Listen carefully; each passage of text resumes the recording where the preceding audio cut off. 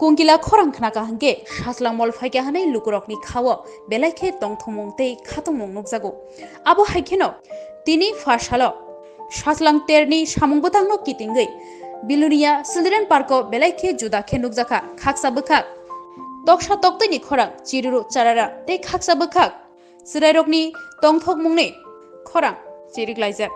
abo haikheno tini সবুজ কণ্ঠনি লোয়াজি মুম্বাই বসন্ত তেরনি এবা Sachlang terni সামংবুতাং সংচাজাক্খানো ও সামংবুতাঙ্গ সুবাসুরখা ককথম হুকমু বেদেকতেই Belonia পুর পরিষদ বসন্ত বরণ এবা Sachlang মল ও পান্দানো সাতিক থার মুসংমানি বিসিংতই সেঙ্গিরিখা Belonia পুর পরিষদনি চেয়ারম্যান নিখিল চন্দ্র গোপ বিনিলগি দঙ্গ কাউন্সিলর অনুপম চক্রবর্তী হদা হামক্রাইনি সামংখ্লাইনাই গৌতম সরকার সঙ্গীত শিল্পী এবা রিসাব মুংকুরং যদু কুবাল বৈদ নখबै কুবুনি নারवाइर ও সালনি পান্দাও गोबांमा सराय खनाय खबै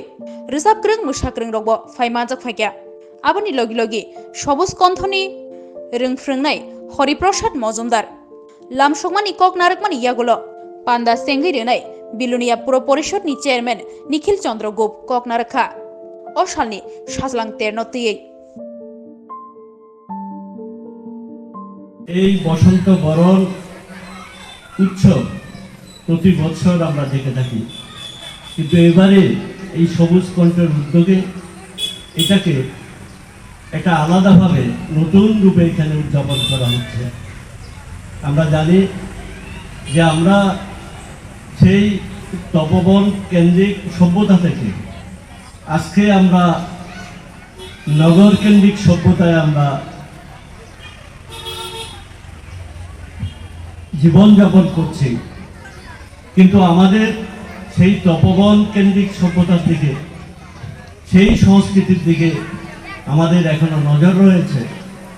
আমরা প্রকৃতি নির্ভর, প্রকৃতি যেভাবে আমাদের রাখতে চায় আমরা সেভাবেই থাকব। প্রকৃতি বিভিন্ন সময়ে বিভিন্ন রূপে প্রকৃতি আবির্ভাব হয়, যার ফলে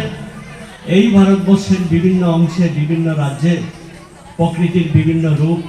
বিভিন্ন ঋতু আমরা দেখে থাকি, এবং এই ঋতুগুলোর মধ্যে বসন্ত ঋতু সর্বশ্রেষ্ঠ, যার ফলে এই ঋতুরাজ বসন্তকে আমরা উৎসব হিসাবে বরণ করে নিই। এই ঋতুরাজ বসন্তে প্রকৃতি জেগে ওঠে,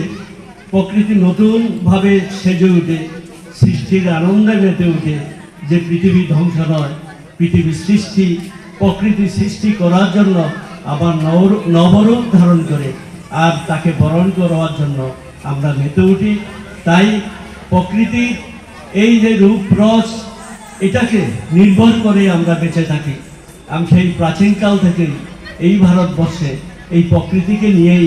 সভ্যতাকে বেঁচে রাখার জন্য চেষ্টা করে আছে। আমাদের কবিগুরু বিশ্বকবি রবীন্দ্রনাথ, উনিও এই প্রকৃতিকে, এই বসন্ত বরণকে কিভাবে উদযাপন করবেন তিনি ওনার গানের মাধ্যমে সেটা প্রকাশ করে গেছেন। আজকে আমরা ওনার গান নিয়ে, ওনার গানের মাধ্যমে, ওনার চিন্তাধারায় আজকে আমরা এই প্রকৃতিকে বরণ করে, এই বসন্ত ঋতুকে বরণ করে আবার আমরা এই পৃথিবীতে নতুনভাবে বেঁচে থাকার আমরা আহ্বান জানাবো। আমরা সকলে মিলে